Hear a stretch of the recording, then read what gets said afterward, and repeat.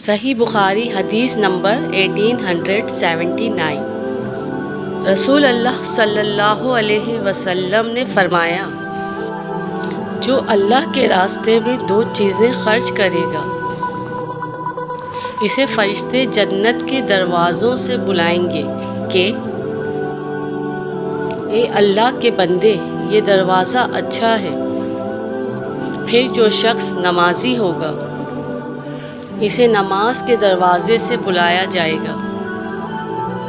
جو مجاہد ہوگا، اسے جہاد کے دروازے سے بلایا جائے گا۔ جو روزے دار ہوگا، اسے باب الریان سے بلایا جائے گا، اور جو زکوٰۃ ادا کرنے والا ہوگا، اسے زکوٰۃ کے دروازے سے بلایا جائے گا۔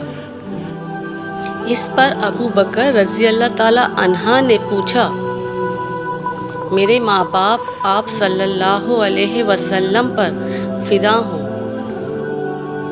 یا رسول اللہ صلی اللہ علیہ وسلم، جو لوگ ان دروازوں سے بلائے جائیں گے، مجھے ان سے بحث نہیں۔ آپ یہ فرمائیں کہ کیا کوئی ایسا بھی ہوگا جسے ان سب دروازوں سے بلایا جائے گا؟ آپ صلی اللہ علیہ وسلم نے فرمایا کہ ہاں، اور مجھے امید ہے کہ آپ بھی انہی میں سے ہوں گے۔